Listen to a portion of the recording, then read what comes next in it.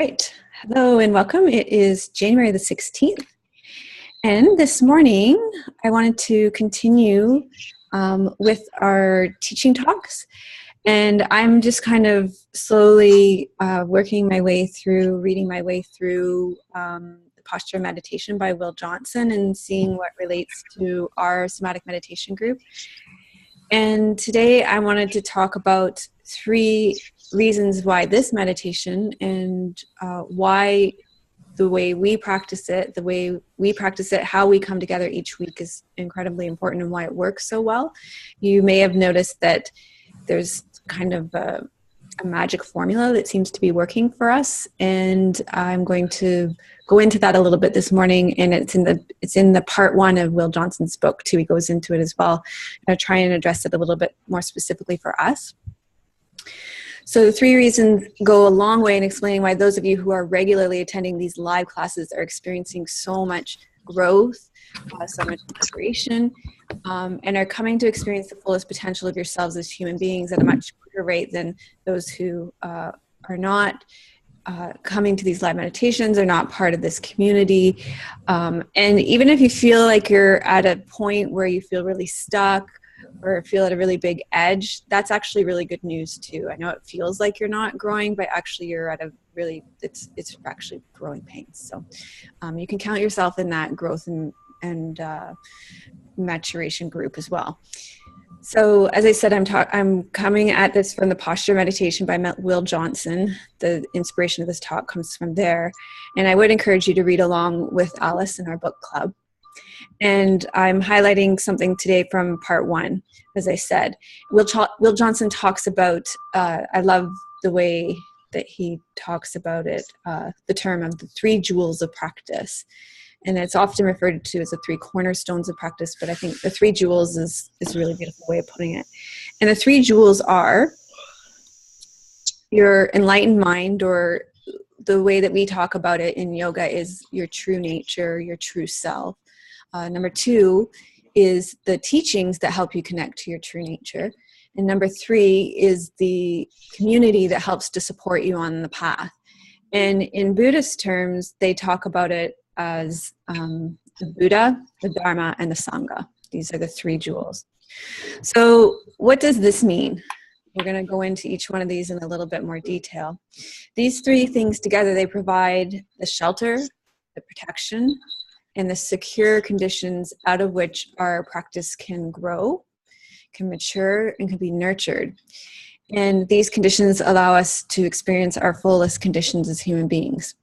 So number 1, the first thing is the Buddha. And you don't have to be Buddhist, you don't have to follow a Buddhist tradition, but this basically means your enlightened mind, or in yogic terms, the way we talk about it, it would be your true nature. It's the enlightened nature of your own mind that you're seeking and taking refuge in. And oftentimes you look to the Buddha nature to see an example of it. So your Buddha nature is your true self, your true nature, and it exists in each one of us. You don't have to manufacture it.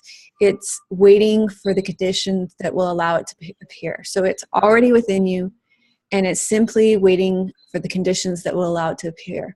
And as many of you are experiencing from practicing our somatic meditation, the more that we release tension from our bodies, the more we're creating the conditions for our enlightened mind to naturally appear. So, and our true nature. And you've all spoken about that in our community. So the second thing that is that are the important conditions to our growth, the second jewel, are the teachings. And this past Friday, when I was in my meditation class, many of the students commented it was on how helpful they found my teacher's little talks before the meditation. So each week, my teacher, Neil, gives a teaching talk. And Neil was talking about how the teachings support the practice. And in fact, he was saying how you can't just have your meditation practice. He used the example of how the 2 support each other, that if you just have your meditation practice, it falls flat. But you need the teachings and the meditation practice together. They support each other.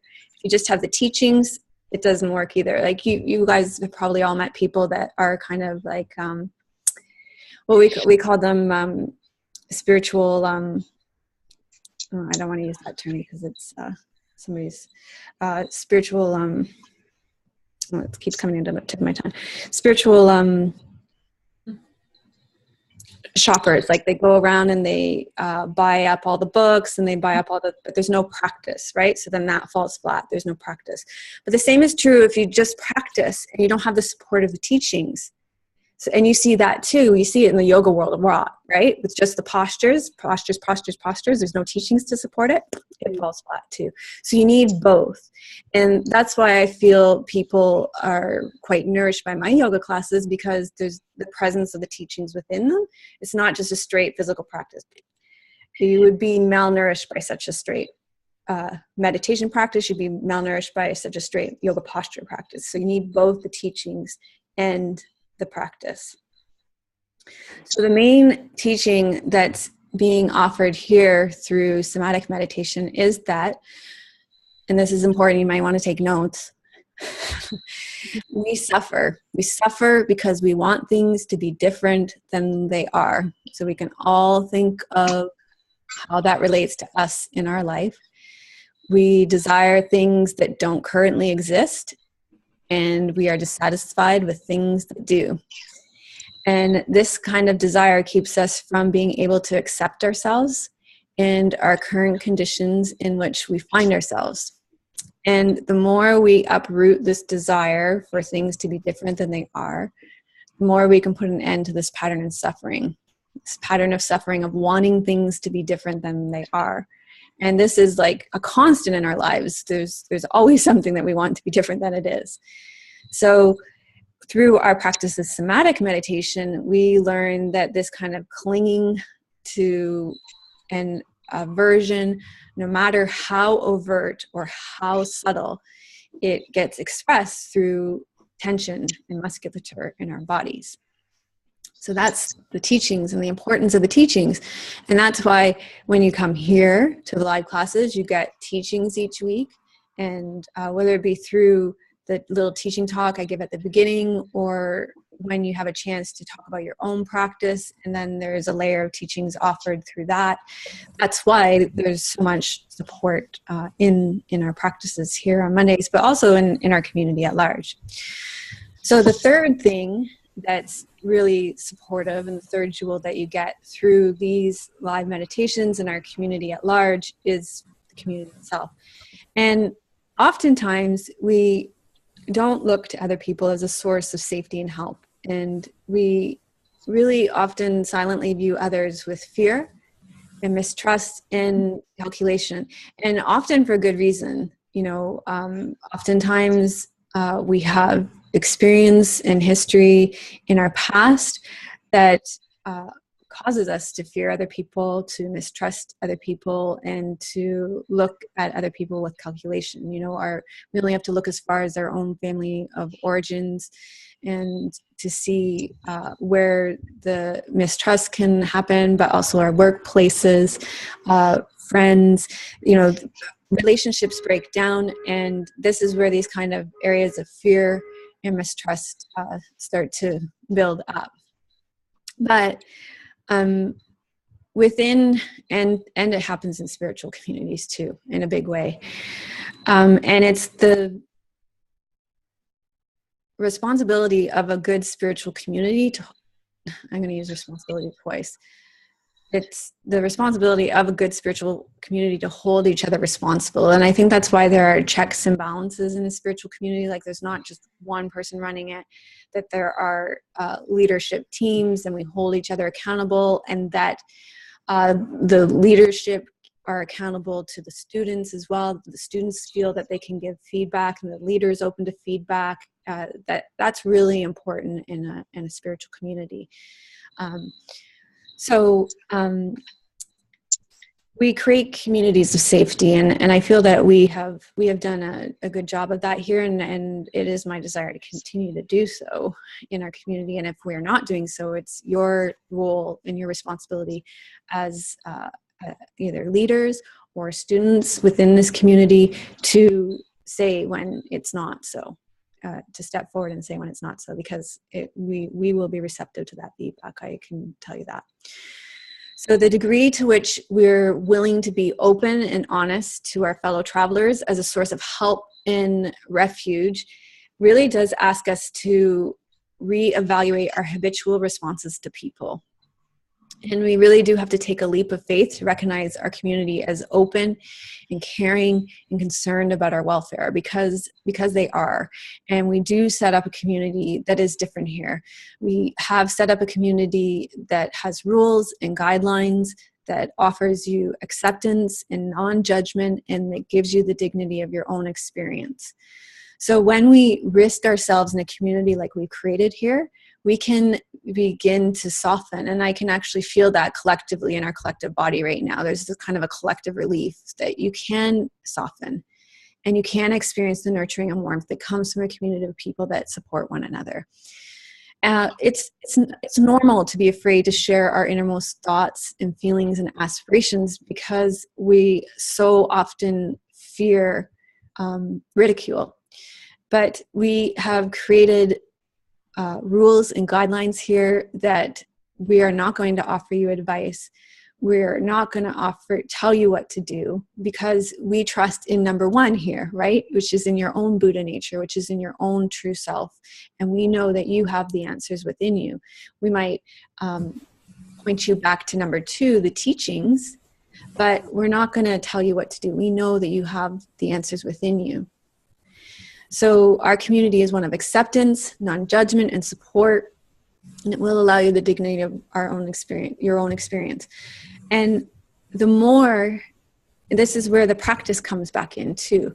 The more we do the somatic meditation, the more we soften the holding and tightness in our own bodies, the easier it is for us to open our hearts, to trust, and to open to others in our community. And this is, Neil talked about the two pillars, but this third pillar is so important, the community. It's just when you open yourself to this and receive the support of the community, this is really where the magic happens, when you receive that support. You talk about babies that can't survive without the being held. It's the same for your practice. Your practice cannot survive without being held in a community. And I believe very strongly in that. So that is what I wanted to talk about today, was the 3 jewels of practice and meditation. So I'll open it to you now. If you had any questions or comments about that, and then we'll go around and you can introduce yourselves and what you want to receive from your practice today.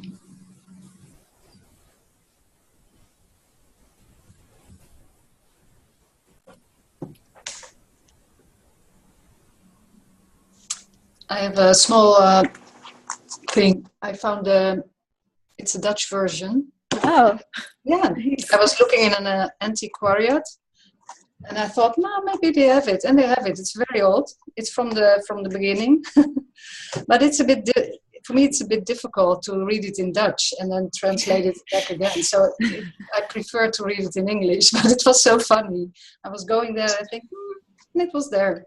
So I read it today, and it was really nice to read about the community, because when you read his words and then realize that we have such a community where it's safe, it was really nice to read. Like, hey, we have that, we do that already together. Yeah, so nice to have it and nice to read it. Yeah. My book arrived this morning in the post. Nice. I'm waiting for mine. And it's very accessible, I think. Yeah. Mm-hmm.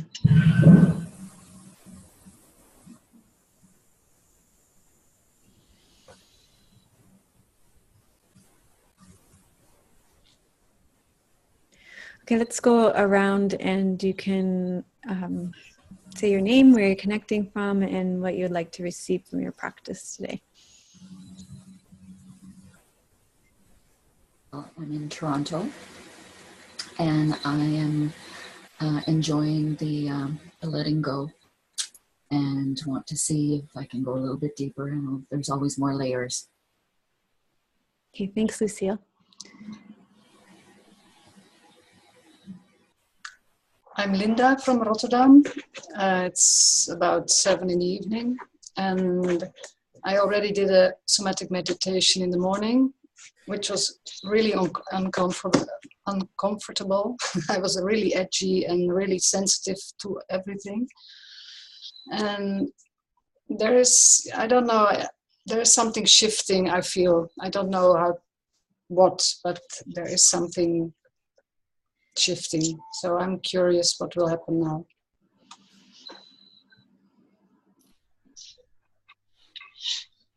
I'm Madeline, and I'm connecting from Sault Ste. Marie, Michigan.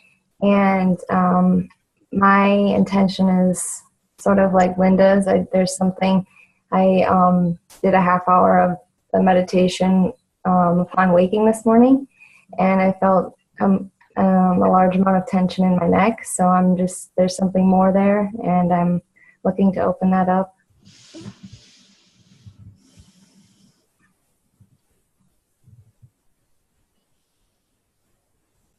I'm Hannah. I'm in the UK, and it's 10 to 6. I'm just going to see what happens. I'm Paige, and I'm in Italy. I've been doing the practice on my own for a little over a week on a daily basis, mostly. I did it today. I'm finding a lot of tension in my shoulders and a lot of tension in my sacrum.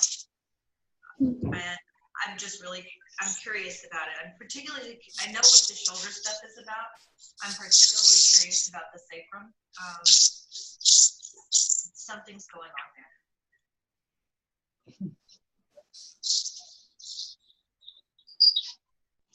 I'm Bene.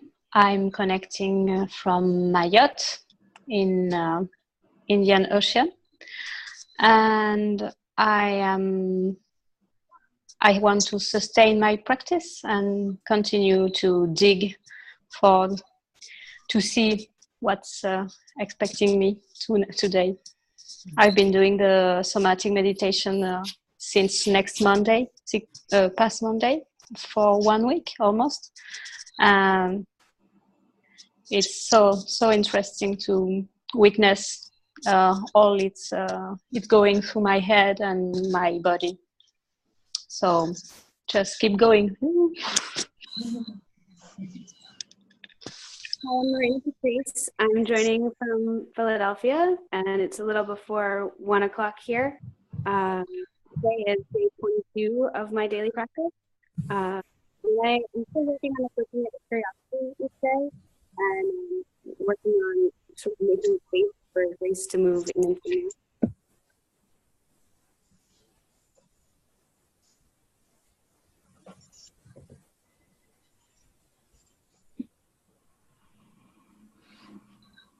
I'm Ivy, and I'm connecting up from Warwick, New York. And it's about 10 minutes to 1 here. And in my practices today, I'm finding myself also very restless. Could not stay with as much as I wanted to. So I just let it be what it was. We'll see what happens this afternoon.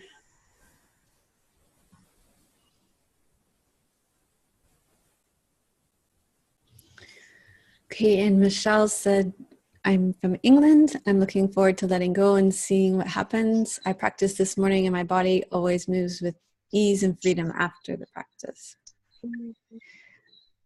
Okay, so let's go ahead and lie down on your backs with your knees bent and your feet out on the floor.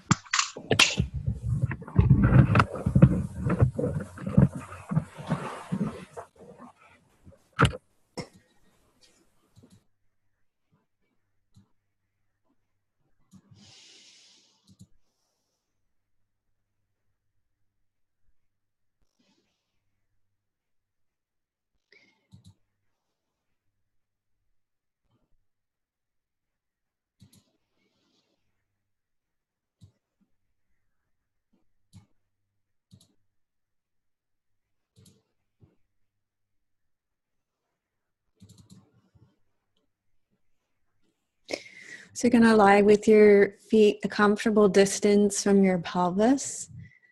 And remember, these instructions are a guideline only, so that you want to lie so that you're comfortable. Your feet are a comfortable distance from your pelvis so that your low back and your pelvis can relax. You're spreading your feet comfortably apart so that you feel stable and can relax. You may want to pull a blanket over your body in case you get cool, and even put a small pillow behind your head if that allows you to relax your neck more. So do whatever you can do so that you can fully relax. You're going to place your hands on your low belly to gather your energy and awareness to the core of your body. And just begin by feeling the support of the earth underneath you. Allowing your body to sink into the ground. And if you can make any adjustments so that your body is not strained in any way, you can go ahead and do that now. You want to let go of any holding so that you can completely relax the muscles in your low back, your pelvis, and your inner thighs, so there's no effort or holding at all.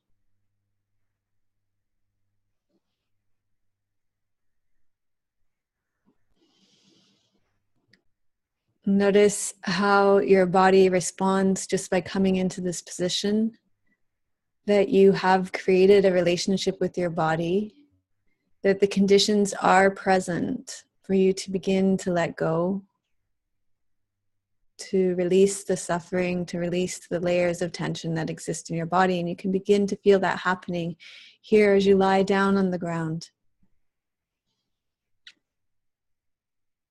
You feel yourself relaxing, and you feel yourself letting go into the earth underneath you. You can feel this letting go happening in your body. And it's not that you have to do anything, it's a process that happens all on its own. Feeling your 2 feet, the 2 sides of your buttocks, your mid-back, your 2 elbows, your shoulder blades, and your head. So through this practice, you begin to uncover the tension that exists in your body. That tension that happens when you want things to be other than they are.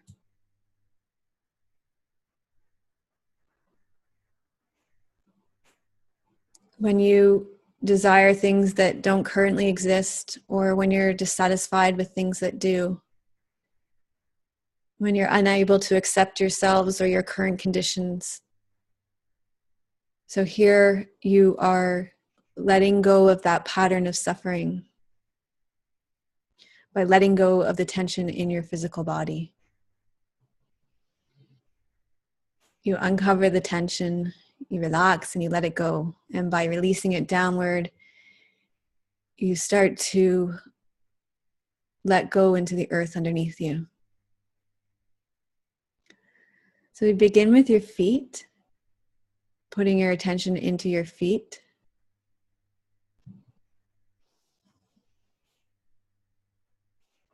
And tension maintains itself when you're not aware of it. Suffering maintains itself when you're not aware of it. As soon as you put your attention into a certain part of your body, then you can begin to relax that part of your body. You have the same capacity to let go of the tension that you have that created it in the first place. So when you feel the tension, you can begin to let it go. It might not disappear all at once, but it will begin to soften. And you begin with your big toe.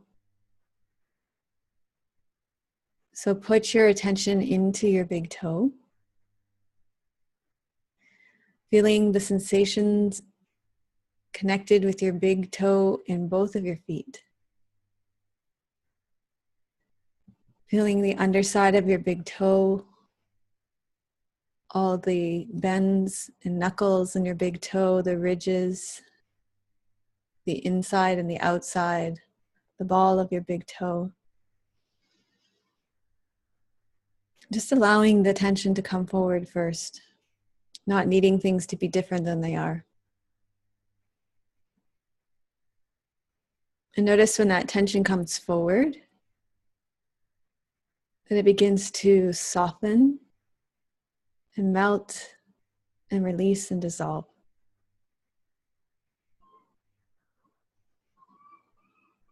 You might feel the softening in your big toe, or you might feel it in another part of your body. It may just be a slight softening at first. And then you bring your awareness to your second toe, feeling the underside, all of the bends and curves, deviations, the knuckles, the inside, the outside.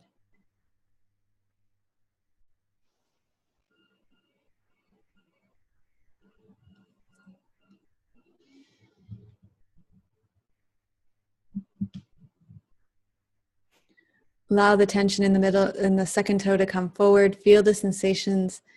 And as you do, notice how that tension begins to transform, release, and let go.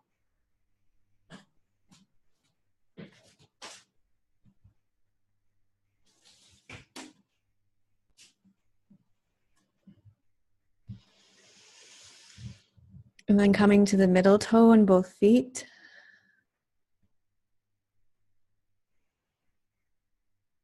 Feeling the tension, the tightness, and the density.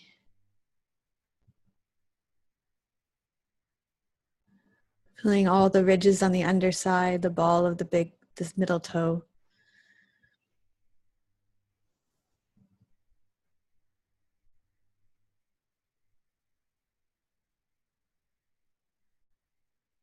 Notice where the tension is, where the holding is.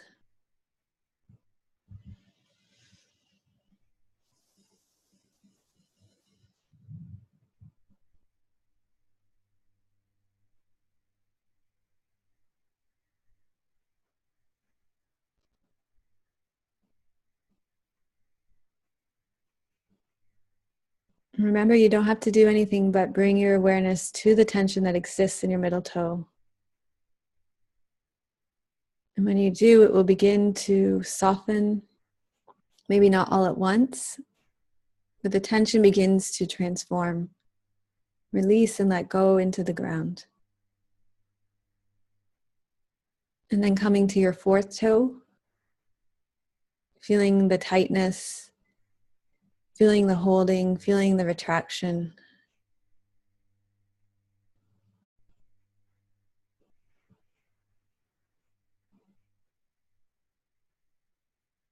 And as you follow that tension, begin to follow its transformation as it releases and lets go into the ground underneath you.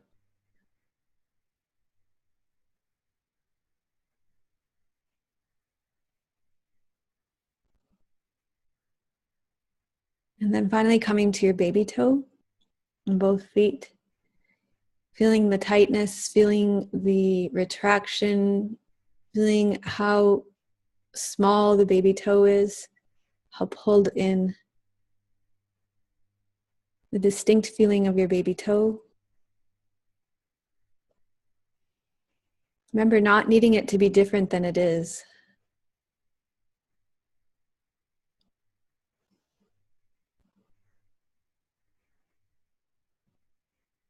And then noticing how it is, and as you do, that tension begins to dissolve and release and let go. And then bringing awareness to all 5 toes on your feet and noticing any remaining tension in your toes. And allowing that remaining tension on the 5 toes to release and let go into the ground. So now all 5 toes are lengthening, releasing and letting go, dissolving into the ground.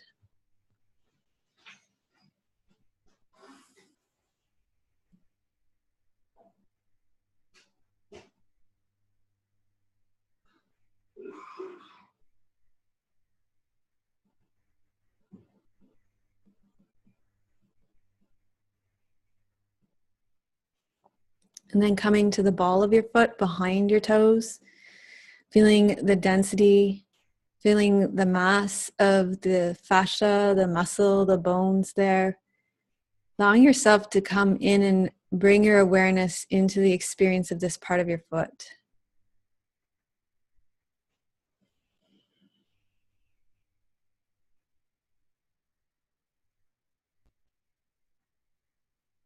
And as you do, notice how the muscles, the fascia, the bones soften, elongate, melt, and dissolve, spread out into the ground.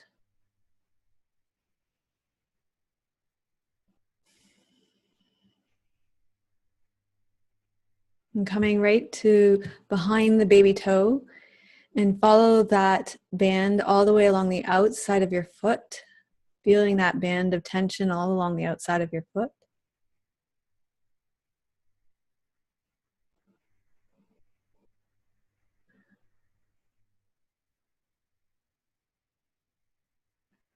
And notice how it dissolves and melts. And as it does so, maybe there are other parts of your body that begin to let go, or there are other parts of your body that you begin to uncover tension, maybe in your sacrum and your knees.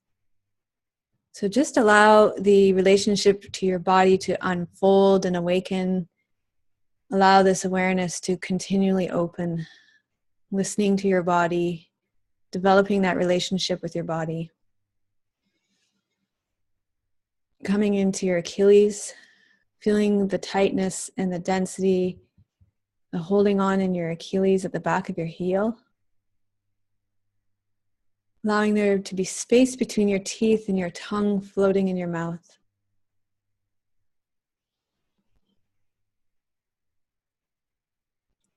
Feeling the softening and letting go along your Achilles. And then coming back into your foot itself, the arch of your foot, the interior of your foot, and feeling the tension that exists there in your foot and the interior of your foot.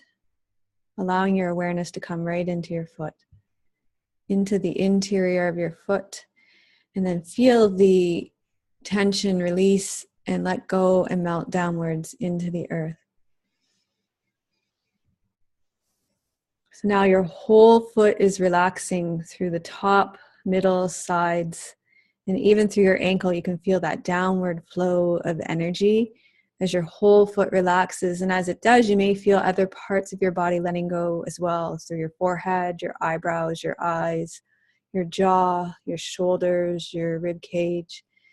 And just allow the rest of your body to open to the releasing that's happening through your feet. So your feet map out your entire body. So as you let go through your feet, those meridians and acupressure points allow you to let go in the rest of your body as well.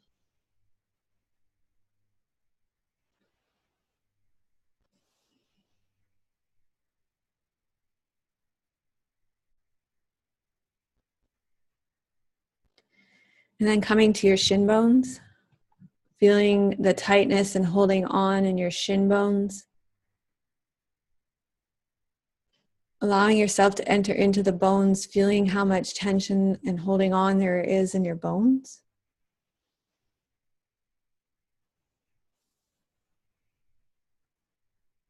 Knowing that there is no rush for this, knowing that there is no end point, knowing that this is a lifelong journey. This isn't something that is going to happen overnight or this week or this month or this year, that this is something that you are going to sustain for the rest of your life. That coming to know your shin bone is something that you can take infinite time and have no ambition, that this is something that you can become curious about. To know the entire length of your shin bone, the density of it, the inside, the outside, the sides. So allow yourself to become curious about the length of your shin bones, the front, the back, the sides. See if there's a part of your shin bone that feels more numb. See if you can start to access that part of your shin bone with your awareness. So numbness precedes tension even.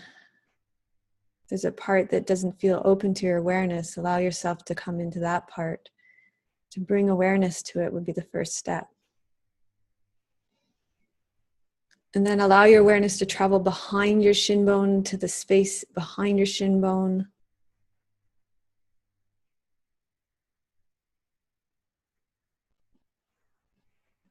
To the inner leg, the inner lower leg, the muscles, the tendons, to the blood, the circulation, the fascia, the calf muscle. Allow yourself to travel through the density of the lower leg behind your shin bone, bringing awareness, waking that up, allowing the density, allowing the tension to travel down through your lower leg, down through your feet and into the earth.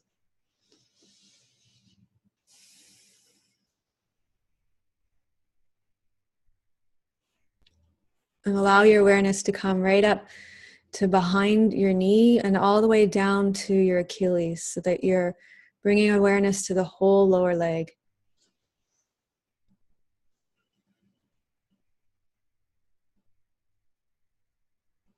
So now your whole lower leg is relaxing, releasing, letting go, dissolving into the earth, the inside and the outside. And then bringing your awareness to your knees, feeling the holding on that's happening at your kneecaps, feeling the tightness, feeling the holding on, feeling the clenching at the kneecaps.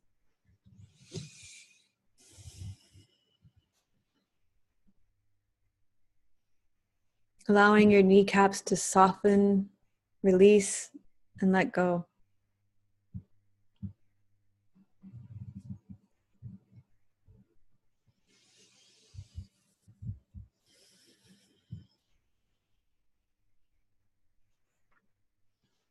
Feeling the inside of your knees and the outside of your knees, any twinges, any tightness, any holding on, allowing your awareness to go right into those points of tension. And again, the letting go might not be all at once. And it might not be a big letting go. It might just be a little bit of letting go. And remember, suffering happens when we want things to be the way they are not. So follow the letting go as it happens. If it's happening a little bit, then follow the little bit of letting go.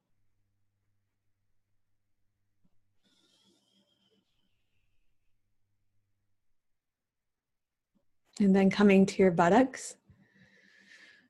Feel the points of contact underneath your buttocks, between your buttocks and the ground. And allow your buttocks to let go so that there's more connection between your buttocks and the ground.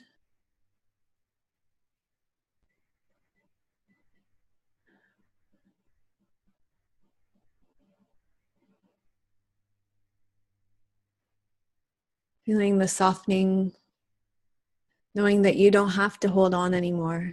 You can release and let go.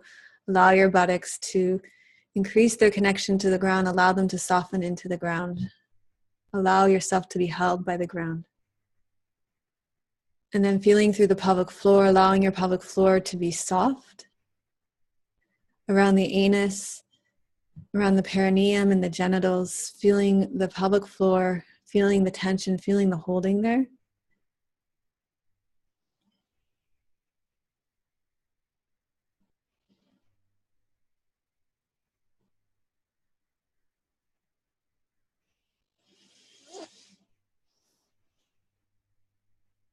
Allowing that holding to come forward.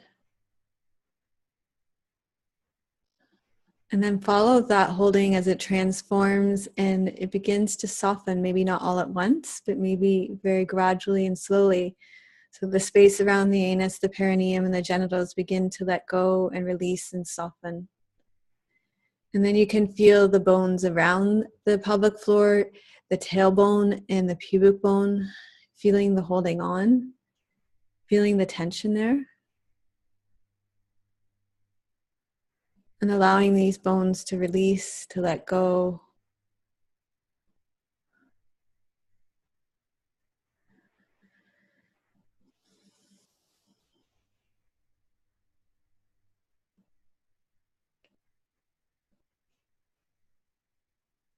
Coming right to your inner thigh muscles, feeling the tightness in your inner thighs.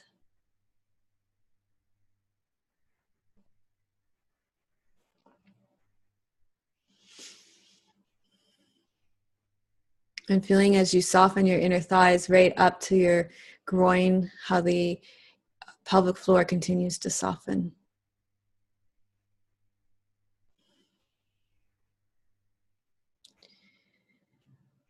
And then following that right to your upper leg bones, your femur bones that go right into your pelvis.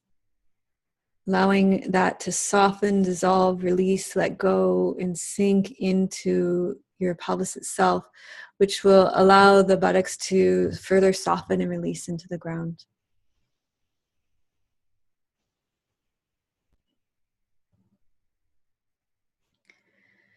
And then coming around to the thighs, the upper thighs, the upper legs, feeling the tightness, feeling the holding on, feeling the gripping in this part of your body. Going right into the muscles here.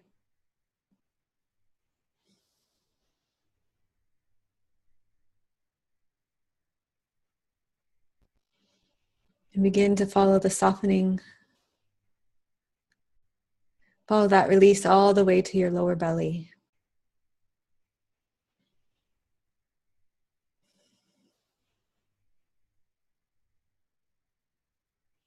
And around through the sides of your pelvis. And down through your buttocks.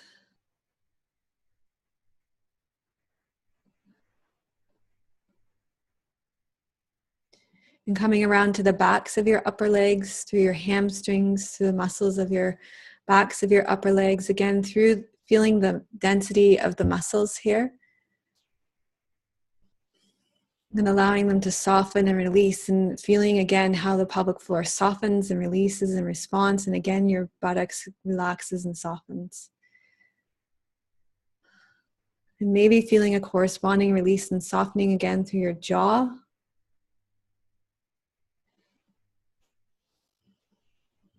Your temples, your scalp, your shoulders.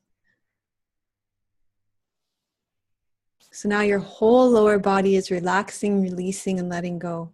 Just feel how your lower body is softening and melting into the ground.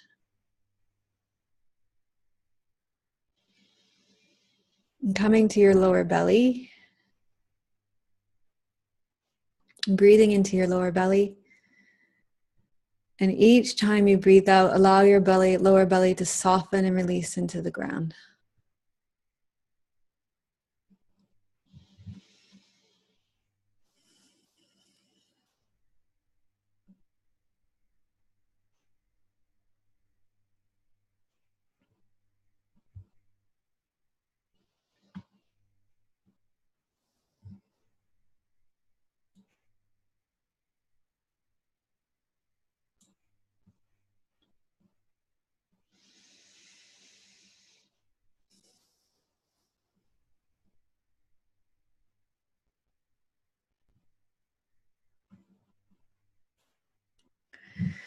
And then coming to your rib cage, the base of your rib cage, at the base of your sternum, your breastbone, feeling the tension at the base of your rib cage.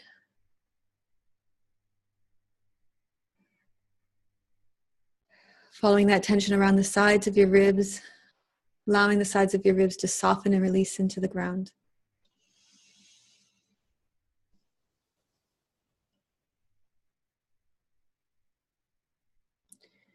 Feeling your elbows heavy on the ground. Coming around to your shoulder blades resting on the ground.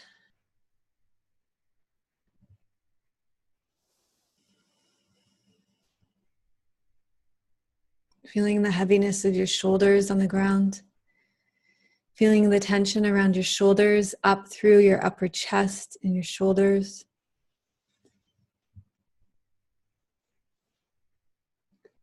And allow that tension to dissolve down through the layers of your upper chest, your collarbones, through your shoulder blades and into the earth.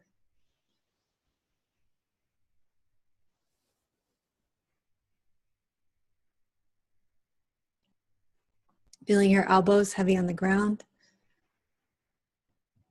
And feeling the tension in your shoulders. And then let the tension from your shoulders slide down through your upper arms, through your elbows and into the earth. And feel how the tension through your neck releases and dissolves into the earth. Feeling the tension in your hands, the base of your thumbs, your palms, the backs of your hands, all the joints of your fingers and your thumbs. Allow that tension to come forward. Feel the tension in your forearms.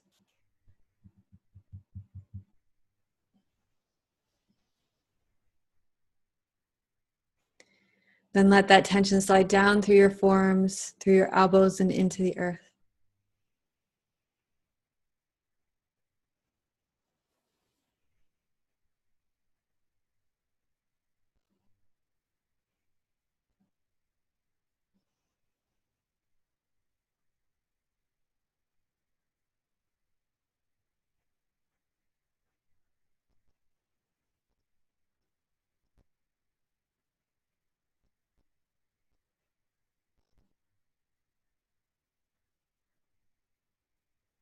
Feel the tension along the vertebra of your neck.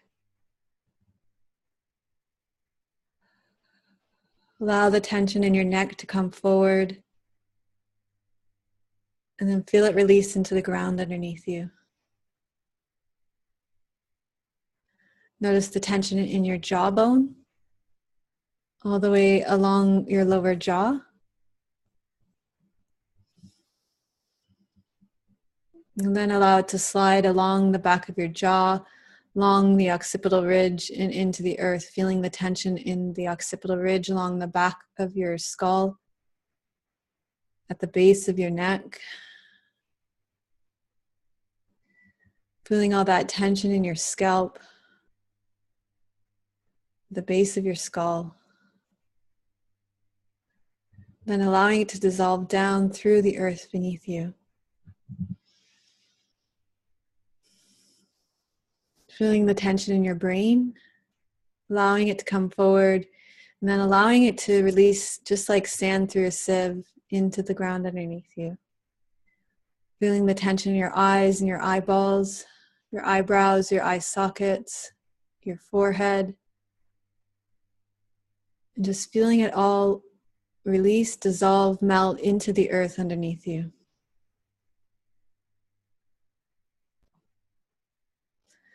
So your whole face, your whole head, your whole skull is melting, dissolving, releasing underneath you.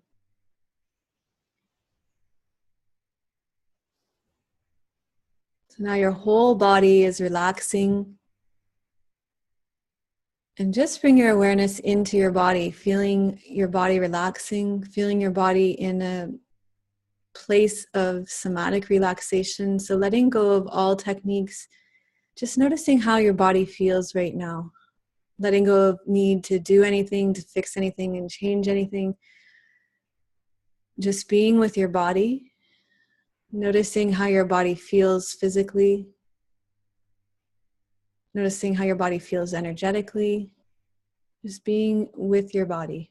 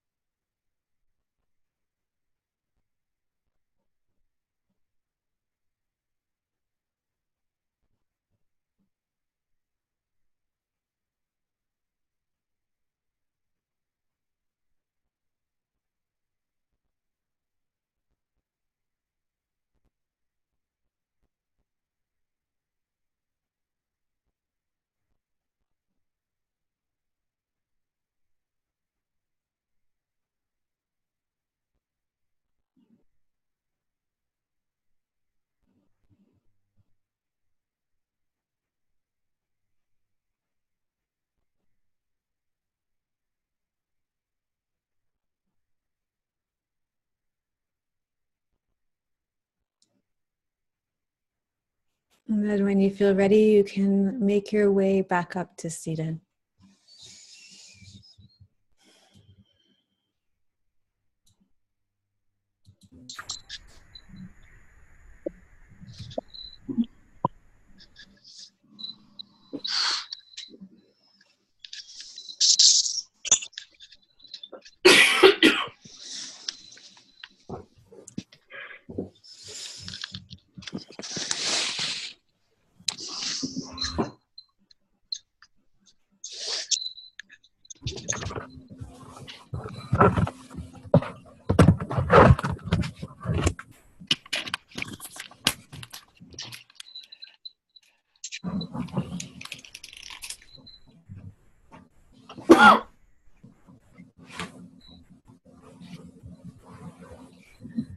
So this is your time with your community to be able to speak about your practice, either your practice today or your practice in general, or to ask questions about your practice. And so I open this space up to you now. And as always, listening is just as an important way to be in community.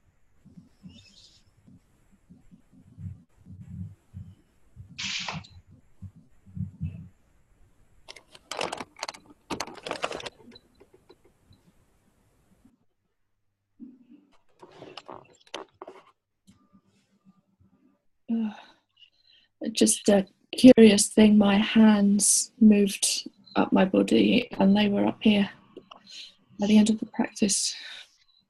Just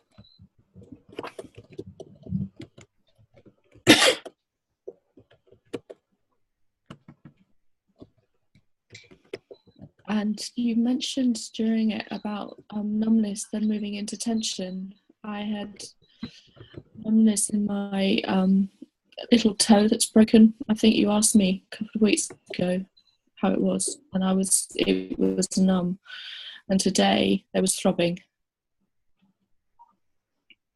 So that was just a curiosity as you mentioned that it's changed. Mm-hmm.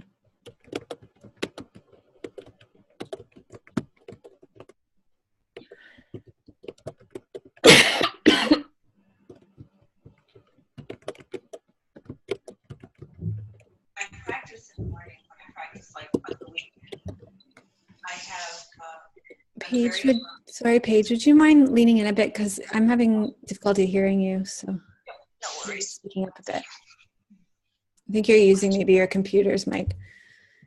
Yeah, okay. Is this any better? A little bit. Speak up so we can hear you. Okay.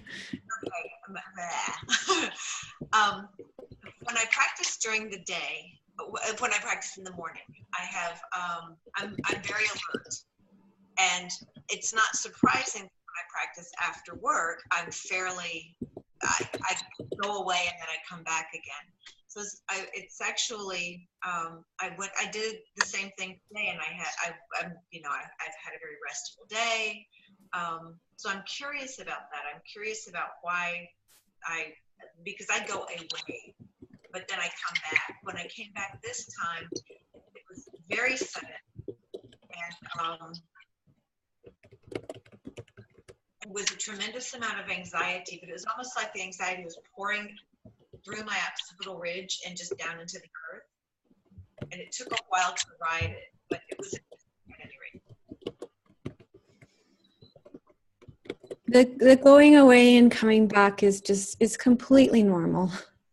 It's gonna happen, and it's just part of being a human being, and it's normal.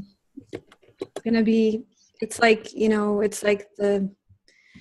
the ocean. Some days it's gonna be calmer, and some days it's gonna be choppier. It's nothing to be worried about.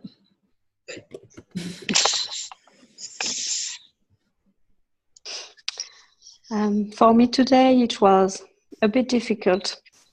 At first, I was almost falling asleep, and then I had restless legs. Mm-hmm. It's so awful. I kept stretching my legs, and I wasn't comfortable. And I noticed that when I do the somatic meditation during the day or in the morning, it happens really, really less than when I do it on the evening. The restless leg? Yes, it's almost on the night, only on the night. But I do felt deep relief on my chest at the beginning of the practice of the meditation, when we were focusing on the toes, and like more ease on breathing. And I noticed too, I have more sensations, or I don't know if it's more sensations or if I notice easily what's going on in my head and in my jaws and all these points of tension. It's more easy for me to feel those points than the pelvic area, for example. Mm-hmm.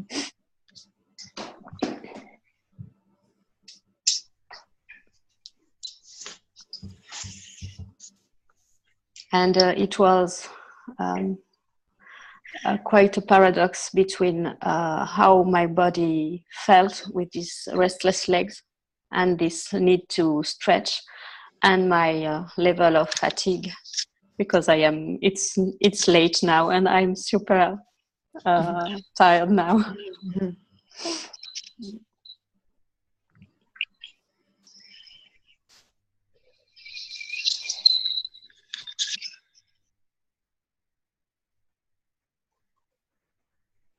Has anybody else, just out of curiosity, tied their experience of the restless leg to fatigue? Mm-hmm. Yeah. Not in my somatic meditation, but when it's new. This is a new thing for me. But when I'm very tired, in the night, I've started having a little bit of restless leg. Mm. It's very uncomfortable. But yeah, but it's only when I'm very, very tired. I'm realizing that when I wake up in the night, it's because my left thigh is twitching, and I'm not sure if this is part of restless legs. It doesn't happen on the right side. And today, for the first time, when we were coming into the thighs, I felt it again. It's the first time that I felt that while I'm awake. And it reminded me that I do get some twitching in there when I'm awake at night. And then after, my thighs on both legs were extremely cold today. And when we came up into the chest and mid-back, I felt a lot of warmth in that area while my thighs were still very cold. This is really different from anything I've ever felt before in somatic meditation. I used to have restless leg, and it was linked to hormones.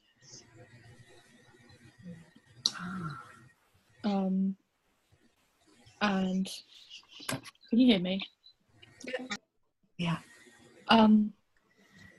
And Nick gets it. And he also has a twitch in his eye when he's stressed and tired. So definitely linked with fatigue with him.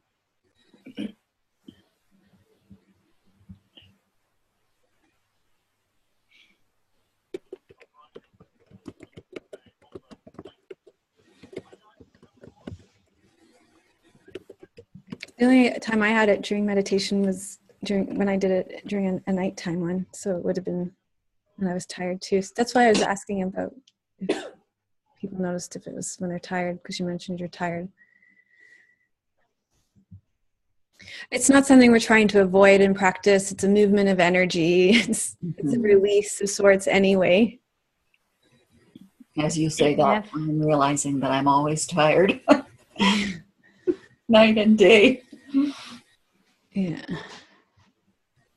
But sometimes it happens to me when, on contrary, I had a really slow activity on the day, and it's like if I didn't shake up my legs too much during the day, so they are saying to me, "Oh, we are here." Yeah. But today I did shake them a lot. Yeah, it's really uncomfortable. You Yes. get that. Yeah, it's really uncomfortable. There's nothing wrong with getting up and moving around either. Putting some weight on them and Okay, but it's like if I am losing contact,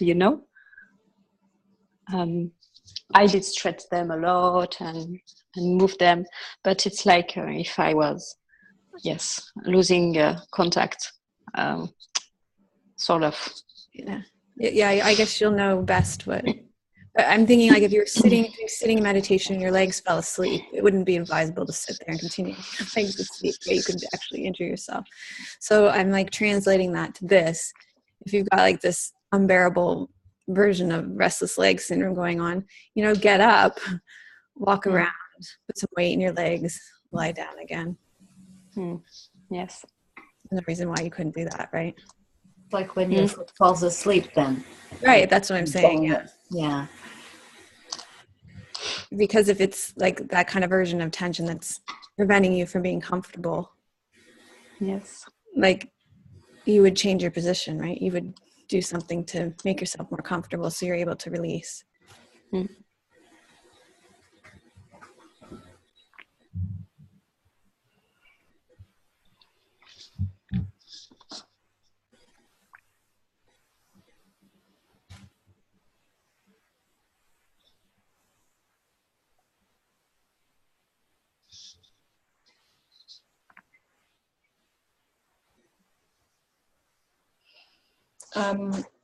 I want to say that I liked it very much that you stayed a very long time in the feet.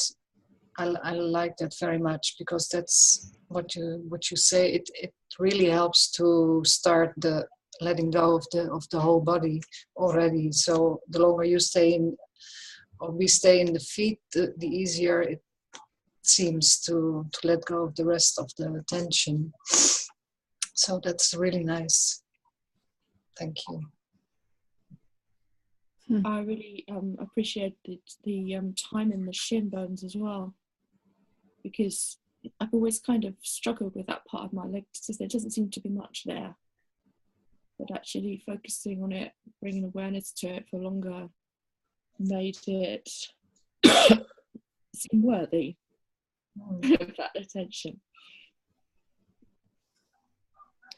Yeah, I think it speaks to the value of doing your own somatic meditation too, and going at your own pace. Like there comes a time, like actually this morning I had the recording on, and I don't know, the recording was kind of going, but I was doing my own thing.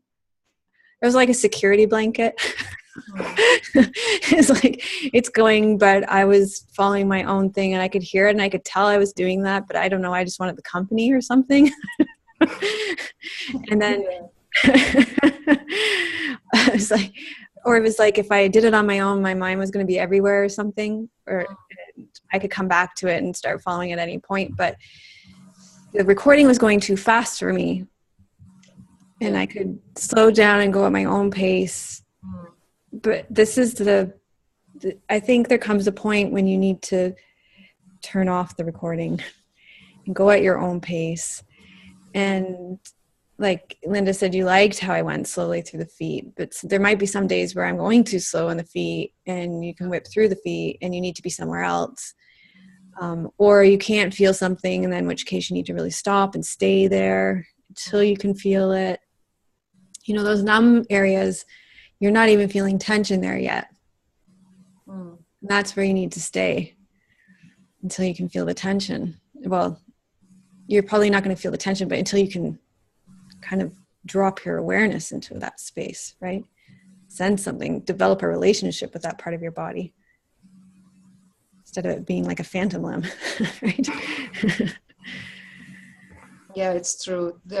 Your needs are always different every time. Yeah, but it's true. I have the same. It's just nice to follow your voice and to have the company of everybody. It's nice to have well, and there's the community thing, right? Yeah. Yeah, we're social beings, right? Yeah. Mm. I always choose one of them because I know I did them all. So sometimes I think, oh, I go back to that one because I like, and I listen to the teachings, because repeating the teachings is also nice. So the one from last week, I think I did it 5 times already. Yeah, from both recordings. So there's a lot of content, or a lot of nice things to think about. So yeah. For the moment, I like to do it with the recordings. Only at night. At night, I'm alone, so then I do it alone.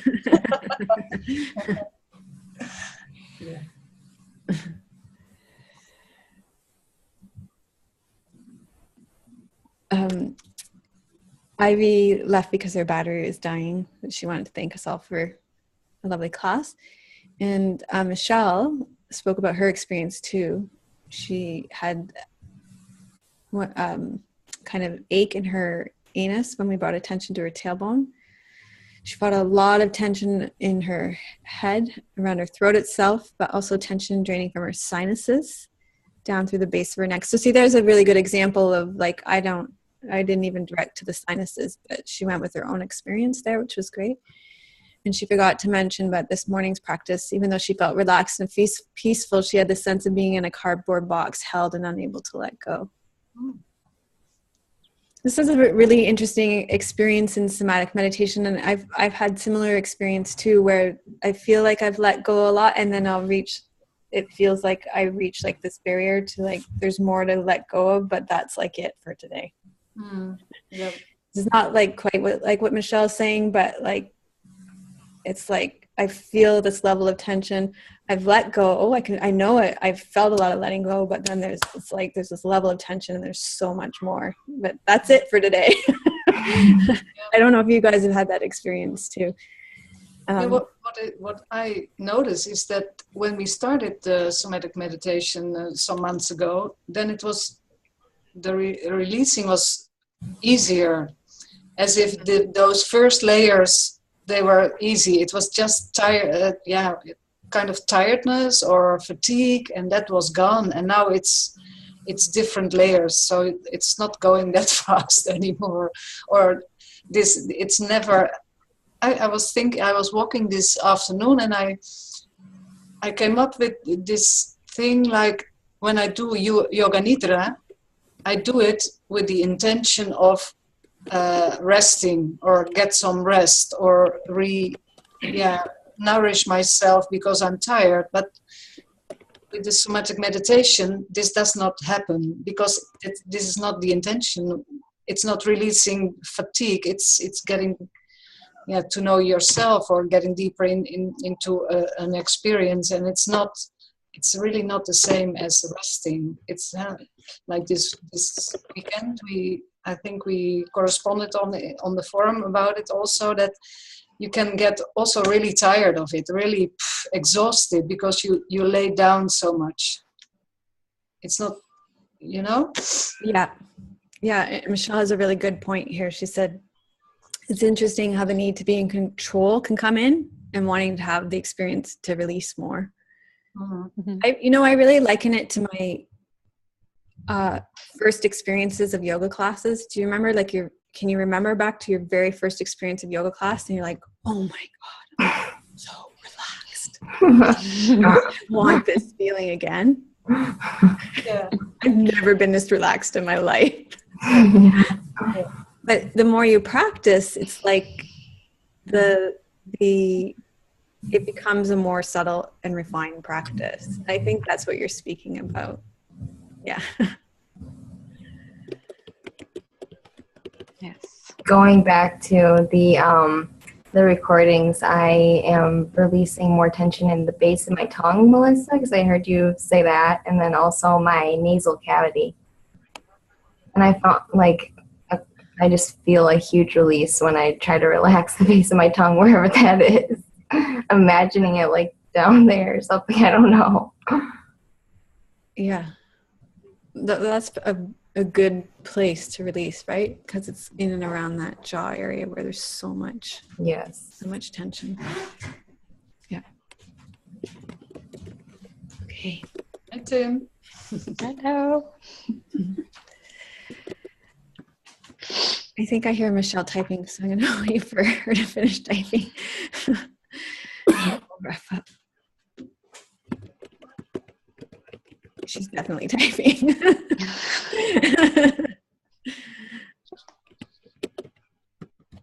Yes.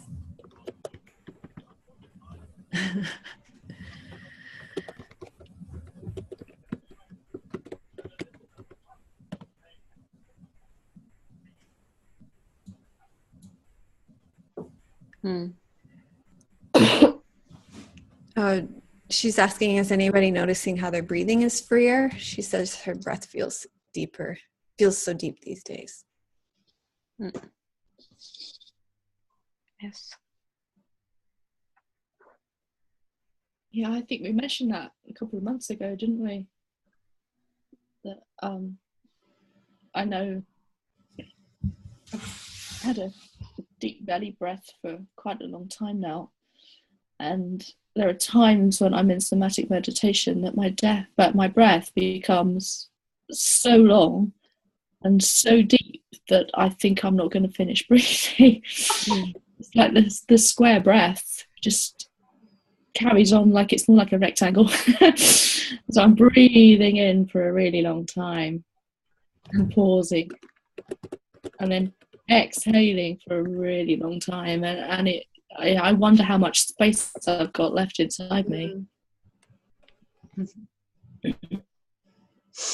Yeah, Michelle is finding a lot of evenness to her breath. Go ahead, Linda. I notice it when I do classes, yeah. And then we do things on the breath. My breath goes on very long. So when you say on the in-breath, you do this, and then I can stay three times more, you know? Mm-hmm. But it's really, yeah, that's something I realize now, yeah. Do you guys notice it then? I really notice it when I go back and do like an older class of mine. And it's like, it feels like we're just like whipping through the posture. Yeah. And I think too, slow down. Oh my God. Yeah. I think my breath was moving so much more quickly through my body. Yeah. That's when I noticed that kind of thing. I really noticed it in the class you did that was called The Wave of the Breath. Yes. It was like, oh my goodness, are we not going to pause? Yeah, and that would have been like my second video ever. Yeah. So yeah, that would have been, gosh, I don't know, 2007 maybe. So what, like, yeah, 10 years ago. Yeah. I don't know. I could go back and look for sure, but I think so. I think we started filming in 2009, Yoga with Melissa, but we've been filming the DVDs before then. Yeah, and it was, yeah, you can really see, and it just keeps slowing down. Yeah. It's almost like the slower we go, the deeper down we get, more into the earth, into our bellies, and There is more space, yeah, more time for reflection. Yeah. It's one way you can watch your evolution. We go slower and the world goes faster. The world goes faster. Yeah. Yeah. Yeah. Okay. Anything else? Well, thank you all so much for being here.